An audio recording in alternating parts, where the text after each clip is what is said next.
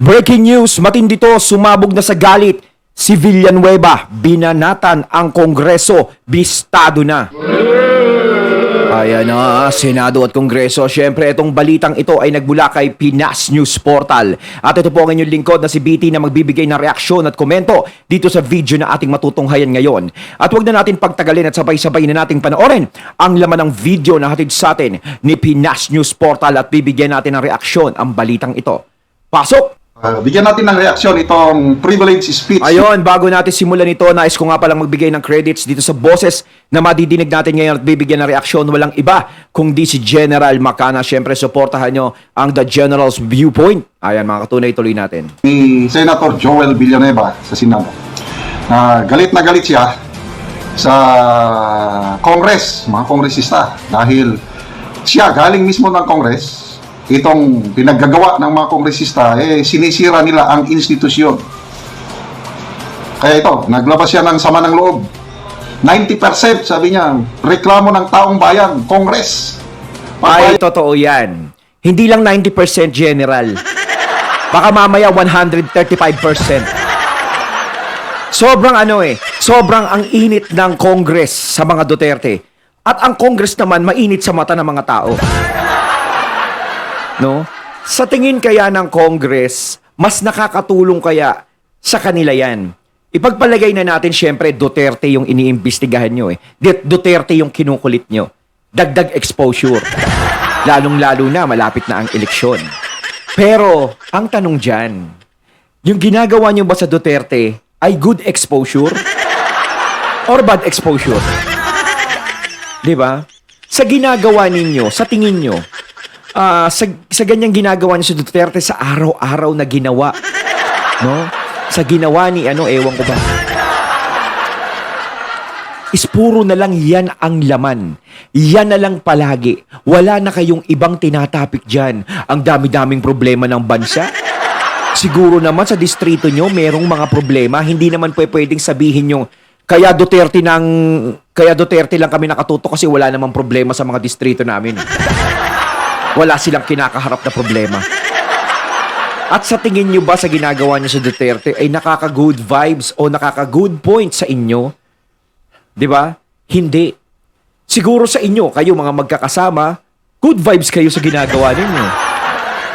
Pero ang tanong, ang mga tao ba na sinasakupan nyo ay good vibes sa ginagawa ninyo? Di ba? Dapat nag-iisip muna kayo eh. Diba? Kung mahal nyo ang katungkulan ninyo, mag-iisip ka. Pero kung ang gusto mo lang, sabi sa amin to eh. Kailangan ganito. Pag walang budget. Okay. Ano yun?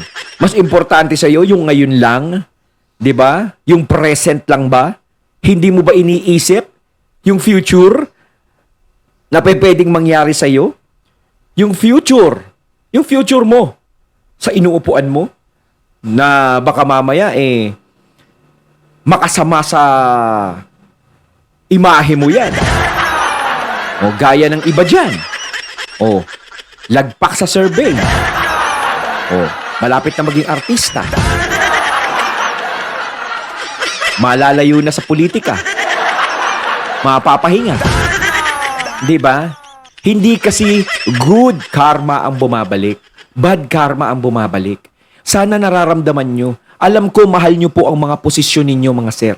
Alam ko. No, mahal nyo yan. Kasi syempre, dyan tayo mayaman.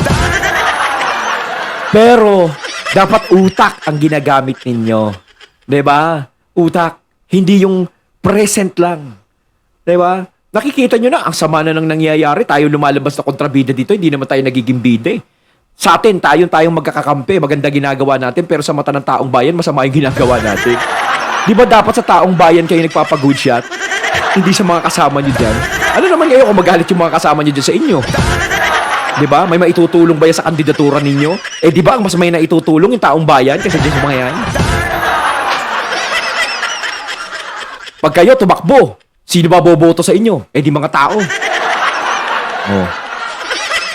O pagpalagay nyo, 300 kayo dyan. Sa Kongreso, 300 kayo. O sige, bumoto sa'yo lahat yan 300. Pero yung milyon-milyon ayaw sa'yo. O yung libo-libong sinasakupan mo ayaw sa'yo. Paano yan? Wala din. Diba? Yung batayan, galing tayo sa Congress. So, Ang challenge gulo-gulo niya na ang kasi mga ng senador na Congress. dating kongresista. Grabe. Okay, pakinggan natin itong privilege speech na ito. Ayun. ng mga nagre-reklamo, sinasabi ang pangalan ng kongresista, pangalan ng mga staff ng kongresista, pangalan ng mga chiefs of staff ng kongresista. Mr. President, nagkataon lang po ba ito? Nagkataon lang po ba ito, Mr. President? Ang tanong ko. Sa tingin niyo po, Ginoong Pangulo, kayo po na nagsabi na meron din po kayong nakausap na ilang kongresista. Meron din po ako. Ano, Ginoong Pangulo, napakasakit po para sa akin magsalita ng ganito. Dahil galing po tayo sa House of Representatives. Kayo, Ginoong Pangulo, Senator Risa, Senator Sunny, Senator JB, Senator Will, Senator Mark, lahat po tayo galing ng House of Representatives. Ako po, Ginoong Pangulo, wala akong Joel Villanueva kung walang House of Representatives. Ako bilib ako sa taong to eh. Kay Senator Villanueva. Talagang kapag tama pinaglalaban niya eh. 'Di ba? Bihira yung mga ganyang tao na merong dignidad, merong tawag ba doon mga to? Basta merong lakas ng loob. 'Di ba? Yung questionin niya nga lang yung mga baha, yung mga flood control project. Malaking sagasa na yun. Kaya ako mas gusto ko yung mas gusto ko yung vibes ng Senado sa Congress. Sa Congress kasi nakakainis lang eh. Matitresyon ka lang eh. 'Di ba? Matitresyon ka lang sa mga sinasabi nila. Okay lang sana kung totoo tapos may ebidensya talaga ipapakita eh. Ang problema yung house show na ebidensya eh. Bintang ng bintang, wala namang pinapakita, tanong ng tanong, ewan ko ba? Yung tipong yung tanong nila sinagot na, tatanong pa uli. 'Di ba? Mas gusto ko talaga yung Senado kasi malawak. Malawak ang pag-unawa, ang pag-iisip ng Senado. Kung alam nilang mali ang ginagawa mo, talagang sisitahin ka nila. Kung tama naman is, pumapabor sila sa tama. Hindi yung tama yung tao, ginagawang mali. Diba? Oh, iilan lang naman dyan sa Senado ang wawenta. Diba? Konti lang naman. O nag-iisa lang. Pero kalahatan yan eh, diba? May utak. Ako nang natutunan ko, paano ako makakapag-contribute for nation building natutunan ko sa House of Representatives. Kaya masakit po sa akin, Ginoong Pangulo, ang makita 90% ng reklamo, House of Representatives. Yeah. Nagkataon po ito, Ginoong Pangulo. Magsasalita na po ako, yung alam ko ho, personal. Parang ang baliktad na nangyayari. Imbis, gusto nilang matanggal yung Senado eh. Ba't di nilang congressman matanggal? Ba't di nilang kongreso? Senado na lang pumalit. Diba? Takin mo, gusto nilang matanggal, no? Senado. Parang gusto nilang makontrol. Milyon-milyon ang bumoboto sa kanila tapos kukontrol sila ng libo-libo. Shush! Ano yan? 300 Spartan? Yung sinumbong sa akin na sinasabi kong 90%. Sa aking lalawigan, ito yung pinakamasakit. Lalawigang tinubuhan ko, Mr. President. 20 taon mahigit ang hinintay bago nagkaroon ng representante ang dakilang lalawigan ng Bulacan dito sa bulwagang ito. Tapos may ganito, Mr. President. Nakausap ko yung mga konsehal, nakausap ko yung mga kapitan, nakausap ko pati Toda, Mr. President. Na ginamit ng mga kongresista doon. Doon nga po sa Hagunay, pinapirma sila sa Hagunay Bulacan. Hindi alam kung yung pinipirmahan. Pero pang iba sabi, online game lang. Nanalo ka 300 pesos, ichichika sa'yo. Ay, naku ah. Kayo ah, nasisira. Saan ba naman yung Congress? Dami niyo naman problema sa buhay ninyo. Telepono ko. Nandito po. At hindi kagaya. Kung mga malabas na creative initiatibo na ito, hindi nila mag-pinpoint, hindi sila. Handa po ako bigay ito. Handa akong sabihin kung sige itong mga ito.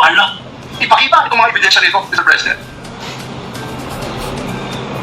Bakit ganito? Nakita ko po si Senator Chicho Villar, galing din po sa House of Representatives. Bakit ganito, Ginoong Pangulo? Hindi ko ba pagpapalit ng kalye, pangalan ng kalye dito sa Pilipinas? Pag pinapalitan po ang kalye, pangalan ng kalye.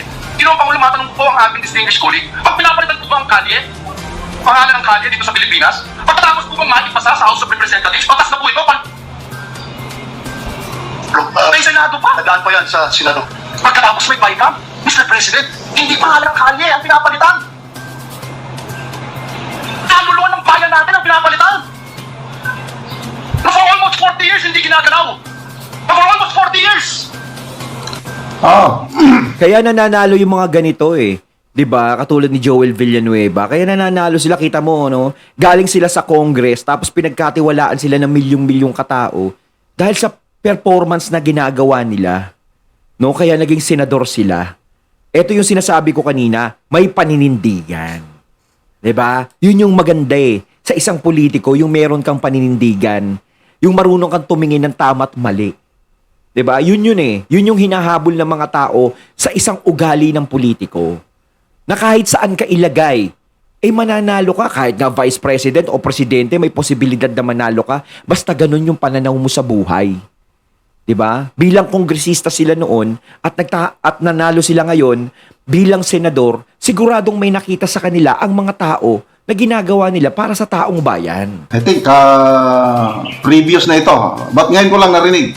Ang tinutukoy ni Senator Villanueva, yung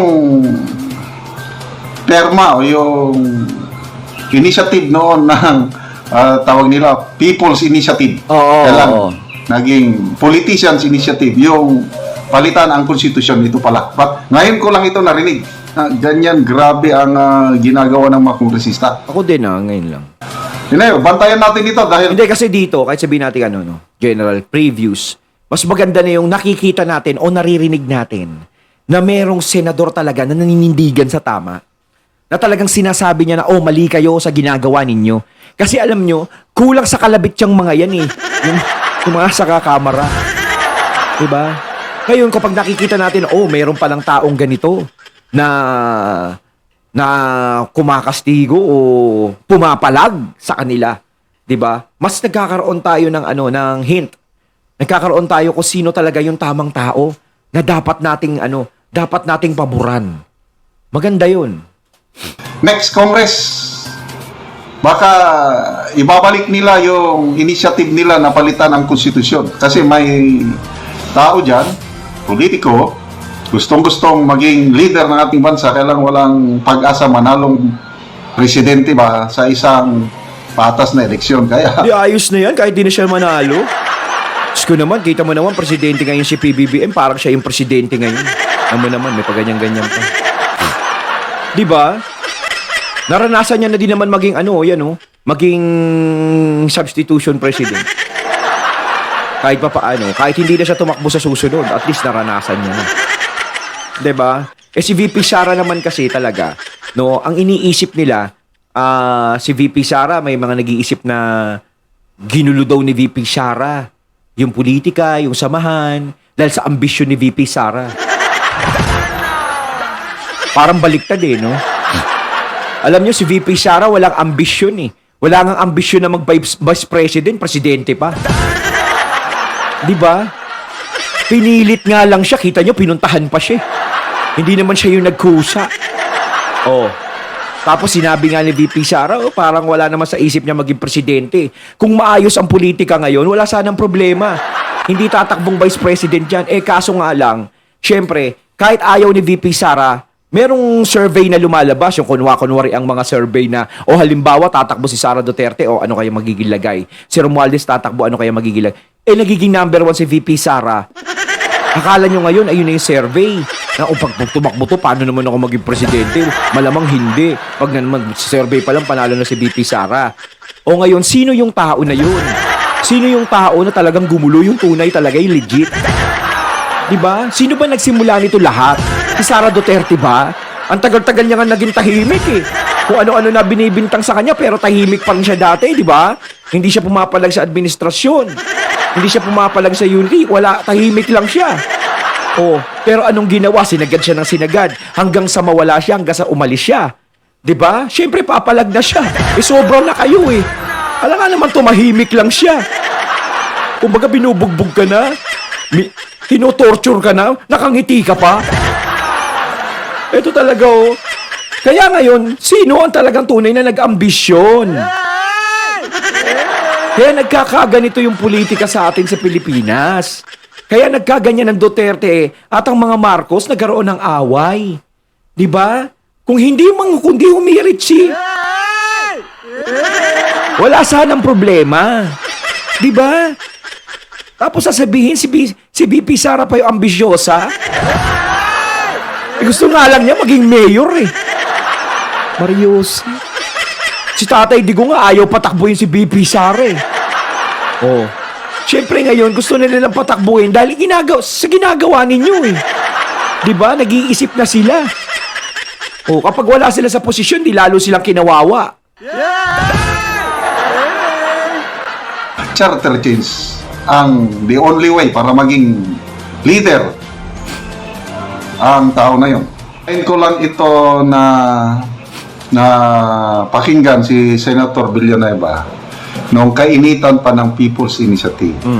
Kaya mabuti at na-review ulit ngayon kasi Oo, mas maganda yan. ngayon tumigil sila. Tahimik na sila eh. Bakit?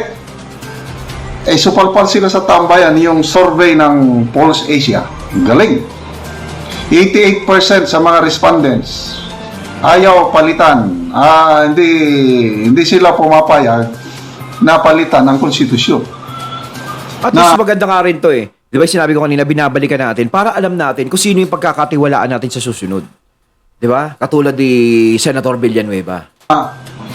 Tuma sa sentimento ng karamihan, ang Catholic Bishops Conference of the Philippines, lahat sila nagkakaisa na hindi problema ang konstitusyon.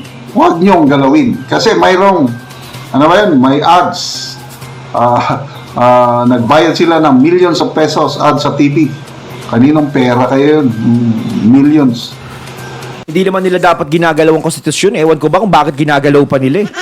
Nananahimik na, ginagalaw pa. Diba? Kapag ikaw talaga maraming gustong mangyari sa buhay mo, diba kung talagang ikaw matayog ang yung pangarap, lahat papakailaman mo. Gusto ko maging ganyan eh. Iniinggit ako eh. Sinasabi ang problema yung konstitusyon kaya dapat palitan. Ang mga negosyante, Katwiran lang yun. sino yung napakinggan ko yung basta negosyante, Chamber of Commerce and Industry. Kaya, hindi problema ang konstitusyon, sabi ng mga negosyante, yung mga namumuhunan. Ang problema, korupsyon. Ang problema, red tape. Hindi talaga problema ang konstitusyon. Yan talaga ang problema. Number 1, korupsyon. Diba? Ang bansa natin, kung walang korap, walang pumipitik, walang problema, uunlad tayo, mabilis ang pagsulong natin.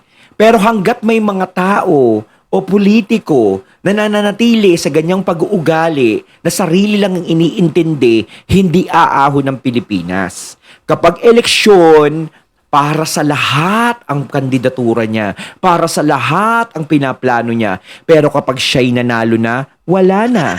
Kaya nga ako sinasabi ko sa inyo mga katunay mas maganda siguro kung makikita natin sila as in doon sa ginagawa nila nang wala pa sila sa politika.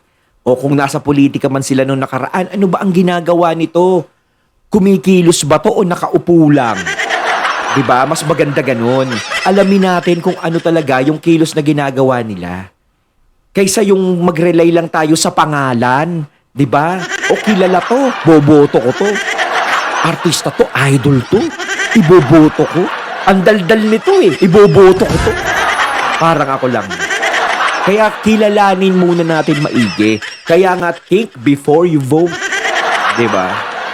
Yung pasikot-sikot sa gobyerno. Kaya kakaunti ang namumuhunan sa ating bansa. Oo. Itigil ang korupsyon. Kasali ata tayo sa isa sa most corrupt. Itigil ang red tape. Palakasin ang kuryente o pababain ang singil ng kuryente. No ba? Diba? Ang daming dapat pag-usapan.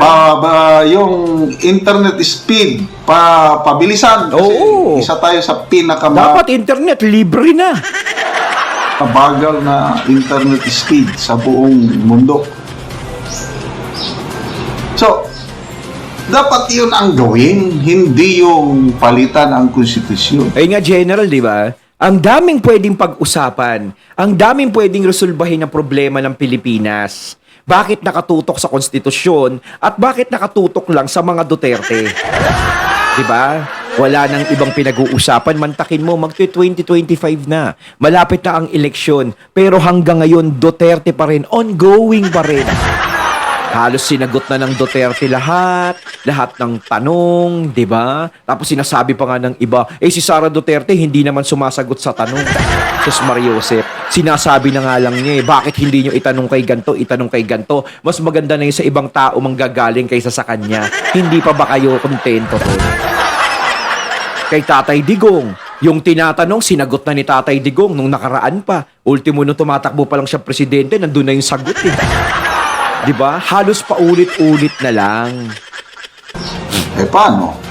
Yung economic Exposure provisions kunuhay ang gustong palitan, but in reality, political revisions ang gusto nila. Yun ba yung Prime Minister? Thank you na lang. Aalisin nila itong presidential system, gagawing parliamentary.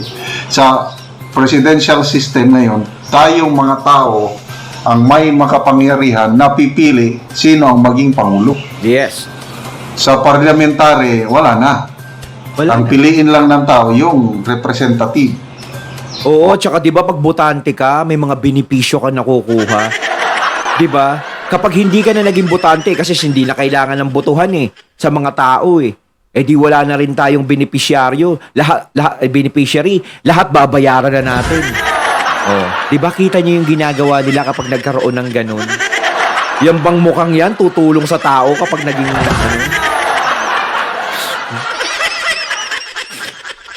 Assemblyman o members of parliament. Pag napili mo na yung congressman mo sa inyong distrito, ang mga congressman na ang bahala mamili kung sino ang maging prime minister. Muntakin mo sila, no? Libo-libo lang bumoboto sa kanila, tapos magiging prime minister. Libo lang yung bumoto. Baka nga wala pang libo. Joke. Diba? Tatalunin niya pa yung milyon-milyon. Hindi pa pwedeng ganon. Hindi pa pwedeng sa kongreso lang sila magpipilian. Ano yun? Pag tropa nila yan, di panalo na sila. Tapos yung bumoto lang dyan para maging congressman, di 500. Tapos siya magiging prime minister. Di tinalo niya pa yung milyon-milyon ng boto. Diba? Mantakin mo, isisiksik mo yung sarili mo sa mga taong ayaw sa'yo. Diba? Ang sakit noon sa isang relasyon. Pinipilit mo yung sarili mo sa kanya pero hindi ka na niya mahal.